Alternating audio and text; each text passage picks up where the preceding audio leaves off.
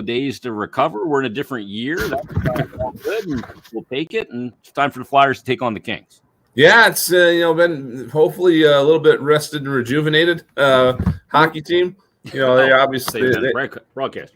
Yeah, exactly. Yeah, I mean, I know that our crew is a little bit better off than we were after that Seattle game. So hopefully we'll see if that translates onto the ice a little bit. But a group that is coming off a game where it was one of those very difficult things you hit in the schedule every now and then. Some offense when they needed it late in the contest, and now they have a fresh opportunity at hand here to start off the new year. The crazy part is about all of this is that with 2 points tonight, the Flyers can pole vault into wild card number 2. Now, it's a little misleading because you look at a team like the Boston Bruins, who've now played 27 games. The Flyers have played 31, and they're tied in points. But the Flyers with 2 points tonight could go to 34 points and jump ahead of the Detroit Red Wings. And maybe the symbolism of that actually is kind of important because of just you have a 10-game winless skid, but the symbolism is that, hey, you're there. Now you got to do everything you can to protect it, even though you can't control Boston and what they do in some of those games. Right, yeah, and when you're looking at the standings, the first thing you look at is, okay, what place are we in, right? And that's the psychological thing that maybe gives you a little bit of lift. You don't necessarily realize right away until you stand there and stare at it for a while that, this team's got 5 games in hand or whatever. I mean, games in hand this year, I think, are a little bit going to end up being a little bit different than what they usually are. You usually don't see 5 games in hand, and a lot of it has to do with COVID postponements. So these teams are going to get these games on the back end, but they're going to be part of a compressed schedule and, just overall a weird rescheduling type situation. So maybe they're not as easy to come in there and take those points as it is in a normal schedule year. I don't know, but, right now it's just a matter of being up there and riding the wave as best you can until you know exactly how things are going to shake out in the long run. I'm still trying to figure out, because there was a graphic put up on the screen the other night about teams' point streaks of teams after a 10-game winless skid. Mm-hmm. And the Flyers run there, 3 times? Because they've gone now 7 games with a point in this point streak. 2 of them are losses, the 3-2 shootout loss to Montreal and the OT loss the other night against the San Jose Sharks. But all said and done, they beat Vegas on the road, they beat Arizona, they beat Jersey at home, they lost to Montreal. They beat Ottawa, they beat Seattle in overtime, and then they lose to San Jose in overtime. That's the 7 games. Mm-hmm. I don't know what it says about a team that they've been on there that many times. There's a resilience to it, but there's also a message of inconsistency. But you're on the other side of that now, and you got to continue to pile up points because you're back in the mix here in the Eastern Conference. 2 more games on this 4-game road trip against the Kings tonight and then Anaheim on Tuesday before returning home. And if they're able to get points out of these 2 final games, then this would be about the best West Coast trip they've had at this time of year in maybe a decade. Yeah, the last time the Flyers had a decent West Coast trip was, I think, the 13-14 season. It's been quite some time. They had 3 points last year, actually 3 points in each of the past 3 years, not counting last year. So going back 1920, they had 3 points in 3 straight years before that. They had 1 point in 16-17, and it was a shorter trip in 15-16, but they went 0-3. You go back to the turn of the calendar from 13 to 14, they were 5-1-0 on the trip. So they did have 7 points in 14-15, but that trip was longer. That was an 8-game overall trip there. So in terms of points percentage, it wasn't quite as good as some of the other years. But yeah, I mean, right now they've already got 3 points in the bag. They got 2 more opportunities here. So it is an opportunity to come home with a little bit more than they have in recent years on this particular trip, which has been going on since the 70s. Really, the Flyers have been going away between Christmas and New Year's. It's interesting as we sit here on New Year's Day, and I did this on Flyers Daily for today's episode, and I kind of look back at the year 2021, and basically, a full season was played in that, which was a 56-game season because they started January 13th of last year and played that 56-game season, and then the first 30 games of this season. And I kind of came up with the biggest storylines of 2021. And, obviously one of those was the big offseason shakeup and faces like Shane Gostisbehere being sent out and Jake Voracek, and in comes Ryan Ellis, and in comes Rasmus Ristolainen, and Phil Myers and Nolan Patrick are traded, and all the big shakeup of the offseason, the historically bad month of March last year. And then obviously in 2021, Alain Vigneault was dismissed as the head coach. And then I was looking at the storylines for 2022, and, the big one is, can this team get into the mix with this group of players? Who is the next coach? Is Mike Yeo going to have the interim tag removed and he is the next head coach of the Philadelphia Flyers? Is it somebody different? Or, if they get into the mix this year, the byproduct of them getting into the mix and making the playoffs is so far reaching, because it's going to speak to who's the next coach. And probably if Claude Giroux finishes this season as a member of the Philadelphia Flyers. Yeah, and the first thing is going to be dealing with that, because this is obviously a contract year for Giroux, and if the Flyers are well out of the mix by the whenever the trade deadline is this year, I don't even know. It's a bit of a strange calendar year, but it's going to be later than normal. But if they're not in the mix with 6 weeks left, then, if you're Chuck Fletcher, you have to look long and hard at getting some assets. There certainly I would consider it likely that he would re-sign in the offseason, but there's certainly no guarantees. And if he just does decide to go elsewhere and you don't get anything for him at the back end, but I think the Flyers would have to be definitively out of the mix in order for Chuck Fletcher to consider that. I think if they're in the mix, obviously it won't happen. I think it's on the fence that it won't happen. And it'll be, I'm sure, in consultation with him as well. It won't just. It's going to be more like a Chemo Timonen thing, where it's like, hey, we're not in the mix this year. What do you want to do? And obviously that ended up working out perfectly for him. But it is. That's the first thing that's going to happen is that overall situation, and then whether or not that leads to a fresh face on the bench next year, sticking with somebody in the organization, what's interesting to me was that what has been interesting to me so far is that when this all went down on December the 6th, there wasn't really anybody around to help on the bench. I was busy, you were busy, so they called Nick Schultz. And we thought maybe that this was going to be, they're going to bring somebody else in. Well, Nick Schultz has now been behind the bench for almost a month, and you got to wonder if that sticks. And that would be a very interesting staff, because you're talking about, Chuck Fletcher being the GM in Minnesota. He had hired Mike Yeo there. Nick Schultz played for him there. Everybody's very familiar with each other, very comfortable with each other, and maybe that becomes a full-time thing. I don't know, but you're right. It's going to have a lot to do with how this group is able to perform and bring the best out of this team here over the next 3 months. All said and done on the calendar year of 2021, and we'll get our first game of 2022 here momentarily tonight. How about a record? Would you believe that the record is over 500? A 10-game winless skid this year. We know last year how painful that season was. 38, 35, and 14. 87 games played. The team was actually over hockey 500. When you consider all that, I was astounded when I did the math on it. 25, 23, and 8 in that season, 56-game season. And then this year, through 31 games, 13, 12, and 6. Grand total of 38, 35, and 14. Yeah, it is. It's just the nature of the NHL these days, and the shootout point, the extra point, what have you. Hockey 500 is perhaps not quite what it once was in this league back when you had ties, and if you lost in overtime, you didn't get a point. It certainly has put some, maybe an inflationary effect, if you will, on the overall situation. But if you go back and look at some of the past seasons for the Flyers, 18-19, not a playoff year for the team. They were dead on at hockey 500 at 82 points. 16-17, not a playoff year.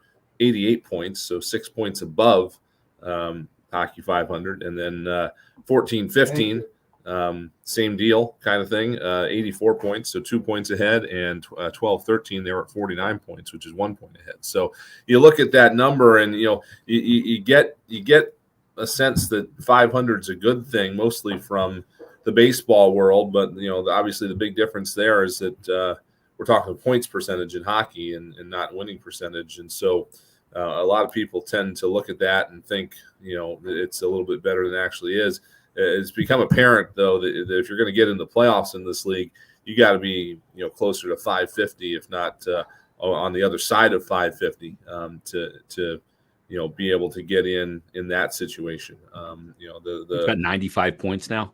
Yeah, and we have, how many times have we seen in the last decade a team miss the playoffs with the highest number of points ever by a team miss the playoffs? I think it's happened at least twice, if not three times. We had a 98-point team not make the playoffs the one year. And in the one conference, you would make it, in the other you wouldn't, but that's the way it works. Right.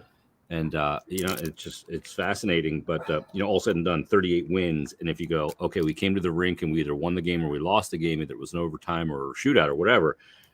They won 38 games. They lost 49 over that time in 2021. That's how it feels for a player. Let's take a quick timeout. We'll come back with more here on the pregame show. Late night hockey once again. It's the Flyers and the Kings tonight from Staples Center. Brian Smith, Jason Myrtetus, Flyers game day on the BetRivers.com Flyers broadcast network.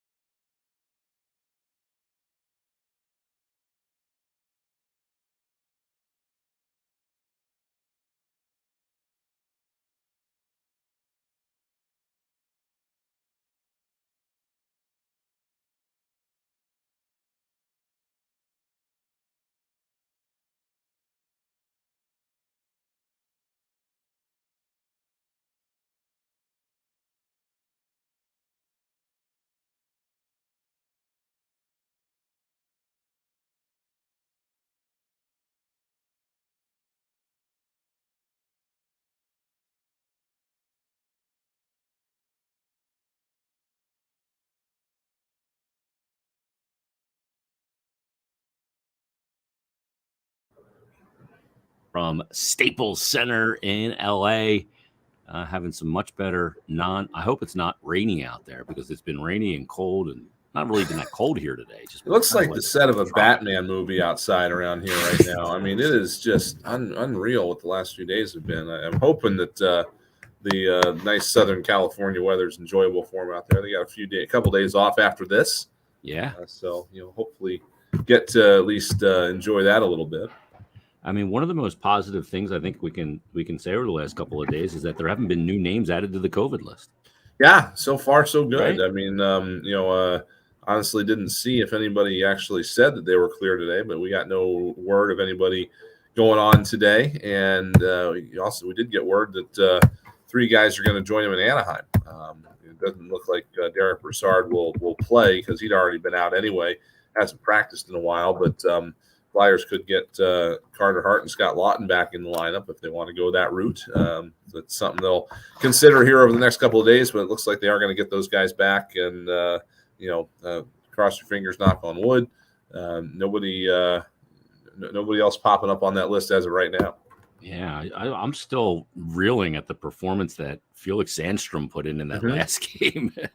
It was I went back and watched a lot of the saves that he made and the way he just looked in the net. I just thought he looked so confident and under control and just like the moment wasn't too big. It won't be Sandstrom tonight. It'll be Martin Jones tonight against another one of his former teams. Now, he didn't get to play against San Jose. Maybe he gets that opportunity here coming up on January 8th, a week from today. It is Saturday, right? Today? Yeah. Yeah. Had to think about that for a minute, but it is, yes. Yeah. We're trying to figure this out. But he did play. He was with the Los Angeles Kings organization and was the backup to Jonathan Quick there. And that's where he and Kim Dillaball first came together and got to know each other. Yeah. That was the link when the Flyers decided that's where they were going to go. If you didn't notice over the summer, the goaltending situation, especially the backup role in this league, really just lined up like a big game of musical chairs. About 7 or 8 guys just kind of swapped between 7 or 8 teams, and the Flyers had a few different options kind of at their disposal, and they did settle on Martin Jones, and there was that history there was kind of what I think led them in that direction. Plus, just the overall fit that they were looking for, a guy to play behind Carter Hart, but still be a little more durable, for lack of a better word, than Brian Elliott kind of was, although he ended up being fairly durable his last year here. It was just a good match there from a historical standpoint, and the overall gist of it to this point is that it has worked well for the Flyers.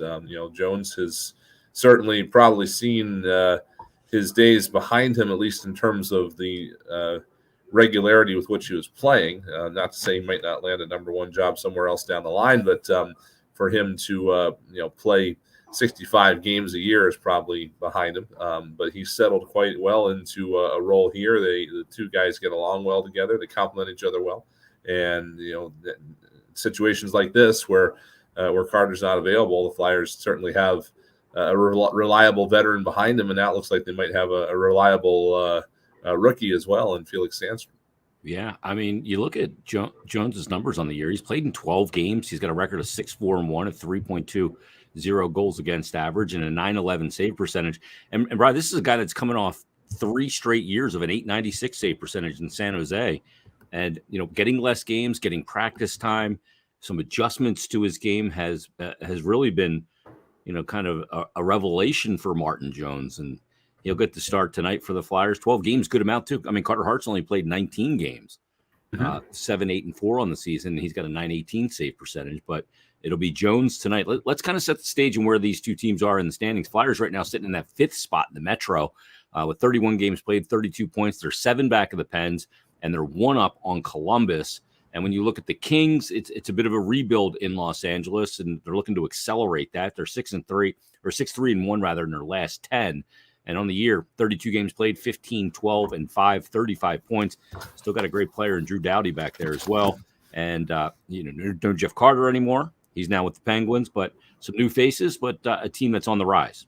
Yeah, and I I got to be honest with you. I was a little surprised to be setting this game up and noticed Jonathan Quick was still on the roster. Yeah. We haven't seen the Kings in almost exactly 2 years, and I kind of just assumed that maybe he'd moved on, but he's still there, still anchoring things on the back end, still with very good numbers: 2.33 goals against average and 923 save percentage. But yeah, there's still they still have some of those holdovers that you mentioned from the Cup years: Dowdy, Kopitar, things like that. Philip Deneau is there, but they definitely are trying to turn this lineup over a little bit. And I think they've been through the worst of that, and they're just trying to bring along these young core pieces that they have in kind of in the cupboard a little bit. And they're certainly getting some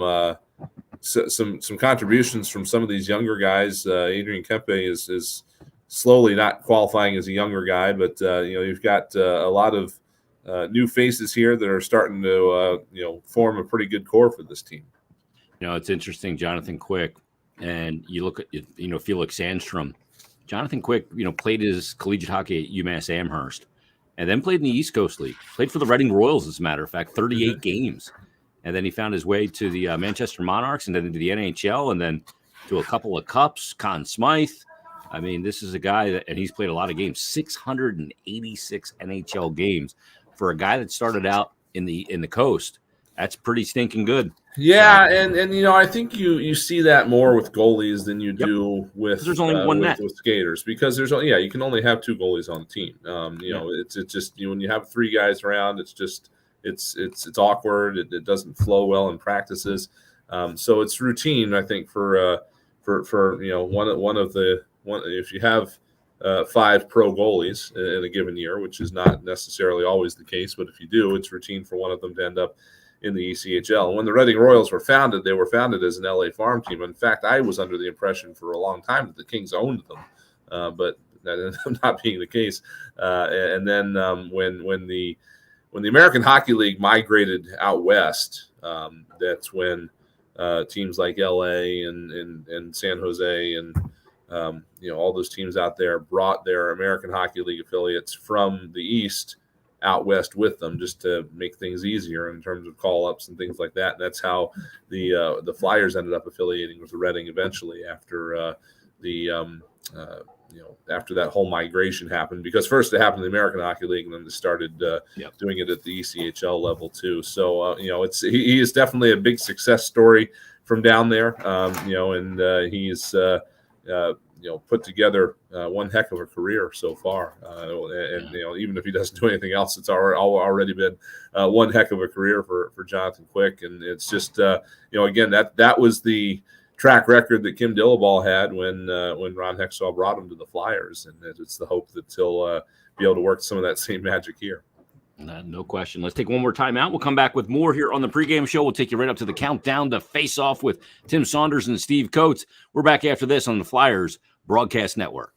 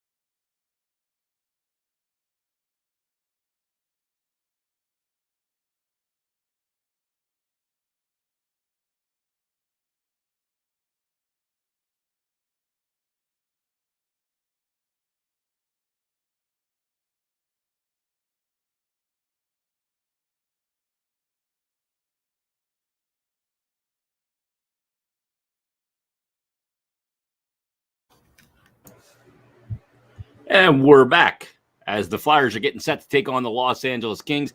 Little Flyers after dark once again. Brian Smith, Jason Chapter Myrtetus. 3? Ooh. We don't need overtime again, I can tell you that. No. First 2 games, both going extra Actually, it's minutes. been four straight, which I didn't realize until after the other night. But 2 before the break and now 2 after.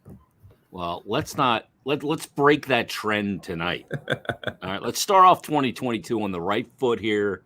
Who do you got tonight as a player that needs to step up for the team? Well, again, I think we're seeing Travis Konechny on the verge of breaking out, and I'm hoping that tonight's the night. He's got 9 assists in his last 9 games, but he doesn't have any goals. He's been stuck on 99 goals for a couple months now, it feels like. So I think I'd go with him. I think this might be the night that he finally breaks through and starts getting some of those goals pouring out that he's looking for. There's a couple of guys that have performed really well of late, and it's Oscar Lindblom and James Van Riemsdyk. Mm-hmm. Those 2 players, since in this 7-game point streak, I think Oscar's got the most points in the last 5 games with 2 goals and 4 assists in his last 5 games. So that sounds about right. Continue it. I look for him to continue it tonight. It's amazing that both of those guys were struggling. You put them in a slightly different situation. They're performing so much better. But I'm going to actually go on the back end. I'm looking for a guy in this game like Ivan Provorov to have a real big game. Okay. To control the defensive zone, but also chip in offensively. I'm looking for the D to jump in and, cash in some goals here and help out the offense as well. That's what I'm looking. That's how I'm looking to set the stage here for 2022. So I think that's huge to get that supplemental scoring from your blue line. The Flyers have had a lot of success in recent years when they've been among the teams leading in defensive scoring. So that was 2 years ago, right? The 1920 season? Yep, absolutely. So that's a key. Yeah, we'll look to Ivan Provorov tonight to be the one that the catalyst on the blue line to give him a little punch of offense there too, maybe on the power play. All right, but stay tuned because Tim Saunders and Steve Coates, they've got the countdown to face off. And then our first game of 2022 is the Flyers are going to take on the Kings tonight. Stay tuned. We'll be back at the intermission, Brian Smith and I, and post-game, of course. And enjoy your hockey tonight, everybody. Thanks for listening. You've been listening to Flyers Game Day on the BetRivers.com Flyers Broadcast Network. All right. All right, everybody on the stream, enjoy the game.